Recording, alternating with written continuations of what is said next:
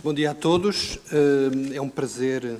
estar aqui presente convosco, ter a companhia e a colaboração do professor Jorge Duarte Pinheiro, do professor Eduardo Paz Ferreira, desta faculdade, e ter também a presença de convidados ilustres, entre os que foram já referidos pelos meus antecessores. É um grande gosto estar aqui. A Amnistia está interessada em continuar a desenvolver debates, discussões sobre questões relevantes, e é significativo podermos fazer isto num momento em que se celebram 40 anos de democracia em Portugal. A Amnistia, sabe-se, apareceu indiretamente por causa de Portugal, uma notícia sobre a prisão de uns estudantes portugueses que levou o Peter Benenson a pensar numa ação coletiva, não fazer um protesto individual na embaixada, como ele faria, mas fazer uma intervenção coletiva que se chamasse a atenção para os prisioneiros esquecidos pelo mundo. A história não foi exatamente assim, nós não sabemos quem foram esses estudantes, mas é um mito fundador extremamente importante. A Amnistia estruturou-se numa base muito sólida, em plena Guerra Fria, com princípios de objetividade, de verdade, de equilíbrio, independência, e conseguiu tornar-se a organização de direitos humanos mais importante do mundo, com quase 4 milhões de membros e apoiantes, e a única organização que faz simultaneamente investigação, ação e é também uma organização democrática. Isto é um aspecto importante. Portugal esteve sempre associado à Amnistia. Portugal aparece nos primeiros relatórios da Amnistia Internacional, as primeiras missões de investigação não propriamente, primeiros relatórios sobre Portugal, aparece mencionada nos relatórios principais, por exemplo, sobre a tortura, e teve prisioneiros portugueses que foram particularmente reconhecidos internacionalmente. Eu refiro-me, por exemplo, à doutora Julieta Gandra, uma pessoa que é, enfim, desconhecida, já morreu, era uma médica ginecologista, foi presa num processo dos 59 em Angola, ligado ao Partido Comunista de Angola, que é uma das organizações que deu origem ao MPLA, e foi prisioneira do ano em 1964, vítima de tortura, muito maltratada. E depois o Dr. Mário Soares também foi preso do ano da Amnistia, em 1968, quando foi deportado para São Tomé. E isto é importante, digamos, Portugal estar associado diretamente à criação da Amnistia. A Amnistia apareceu, como referi, no período da Guerra Fria. A intervenção da Amnistia, com o seu equilíbrio, sempre em matéria geopolítica, permitiu-lhe adquirir uma credibilidade grande, também pelo rigor da informação que apresentava, mas o tempo da Guerra Fria era um tempo em que havia maior previsibilidade. Os crimes cometidos pelos aliados eram sempre relativamente esquecidos, os direitos humanos eram muito politizados nesse quadro, e a Amnistia conseguiu despolitizar os direitos humanos, tirá-los da esfera da luta política e partidária. E, de facto, adquiriu um estatuto especial, especialmente quando conseguiu ganhar o Prémio Nobel de Paz e o Prémio Especial das Nações Unidas, quando foi o 30º aniversário da Declaração Universal. O mundo mudou muito, nós vemos os fenómenos da globalização, das revoluções na tecnologia da informação, na rapidez em que a comunicação é feita, na abordagem de novas questões, conflitos identitários, maior violência. A Amnistia deixou de tratar, a Amnistia também teve que mudar, evidentemente, deixou de tratar apenas os casos individuais, que constituíam o cerne da sua intervenção, era prisoner-oriented, digamos assim, tratava muito mais casos de presos políticos, presos de consciência, e alargou consideravelmente a sua área de intervenção. Passou a tratar todos os direitos, passou a tratar os direitos económicos, sociais e culturais, digamos o full spectrum de direitos, considerando-os como direitos plenos, e passou a ter outros temas para abordar. Também as questões da violência contra as mulheres, por exemplo, as questões da pobreza, da luta pela dignidade, dos direitos sexuais e reprodutivos, sem deixar de abordar os temas mais clássicos que tratava. Deixou apenas de ver os Estados como entidades violadoras, passou a considerar também outros perpetradores, fossem eles grupos de oposição armada, por exemplo,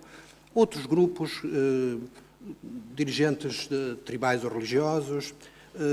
enfim, qualquer violação de direitos humanos passou a ser combatida, evidentemente, num quadro de países com prioridades específicas, de prioridades do movimento, etc. Por outro lado, uma questão que é importante, as secções e estruturas nacionais, que se afastavam sempre de tratar casos nacionais, já não trabalham exclusivamente sobre outros países. Neste momento, desde os anos 80, as estruturas nacionais da Amnistia também podem desenvolver atividades que possam contribuir para desenvolver os direitos humanos nos seus próprios países, salvaguardando-se, evidentemente, por regras estritas que nós temos, do envolvimento no jogo político imediato. E esta questão é importante. Já se podia fazer educação para os direitos humanos, por exemplo, as atividades promocionais, já se podia combater em países que têm pena de morte contra a pena de morte, mas hoje fazemos mais coisas. Hoje nós fazemos simultaneamente ações baseadas naquilo que se fazia antes, na solidariedade internacional, com campanhas universais. Neste momento, por exemplo, estamos a fazer uma grande campanha Stop Torture para combater a tortura, mas também trabalhamos questões chamadas de relevância local. Ou seja, podemos trabalhar com organizações de direitos humanos nacionais não especificamente genéricas, pode ser sobre direitos das mulheres, pode ser sobre direitos de minorias, pode ser sobre outras matérias, e podemos tratar também questões em que as características particulares de um país podem ajudar a desenvolver, a atuar sobre temas específicos em que cada país pode ter, por particularidades culturais ou outras, alguma especialização. Por exemplo, a Amnistia do Reino Unido tem trabalhado muito responsabilizando os governos pela sua inação, por exemplo, em relação a matérias de responsabilidade das empresas. Empresas que participam diretamente em violações de direitos humanos, seja pela exportação de tecnologia de tortura ou outra, ou de empresas que trabalham, por exemplo, apoiando governos ditatoriais na repressão das pessoas, na fiscalização das pessoas, etc. Os Estados Unidos, por exemplo, a Amnistia dos Estados Unidos tem trabalhado nas relações com o governo em relação, por exemplo, às violações que possam ser cometidas com a utilização de drones, aqueles aviões cegos que têm, em alguns casos, atingido populações civis de forma absolutamente ilegítima, digamos assim. A relevância local pode ser o aproveitamento do valor acrescentado, portanto, que uma secção possa ter em matérias específicas de direitos humanos para questões de advocacy, de lobby ou para outro tipo de ações. Por exemplo, imaginem, no caso de Portugal, as nossas relações com os PALOP permitem uma abordagem interessante em matérias específicas. Por exemplo, no caso da pena de morte, nós podemos explorar a questão da Guiné Equatorial ou, de alguma maneira, a Guiné Equatorial, por exemplo, na chamada moratória que apresentou recentemente, pode ser visada por ações específicas em que nós temos alguma capacidade de intervenção. Também, independentemente deste tipo de ação para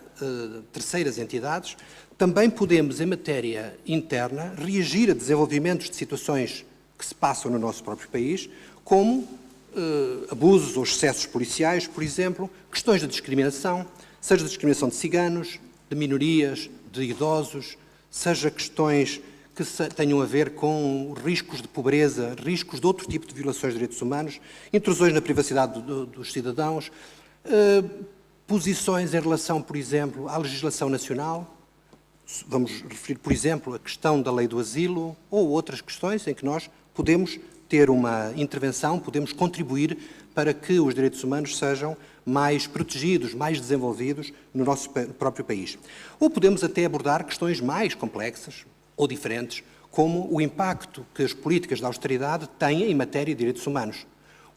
As políticas de austeridade podem levar os Estados a não cumprir direitos que estão vinculados a cumprir, estão obrigados a cumprir. Os Estados não têm apenas que pagar as dívidas, têm também que cumprir os direitos em relação aos seus cidadãos. E os direitos económicos, sociais e culturais são direitos como quaisquer outros. Mesmo em situações de austeridade, não vale tudo, mesmo em situações de austeridade, há níveis de aplicação deste tipo de medidas de natureza política que podem afetar particularmente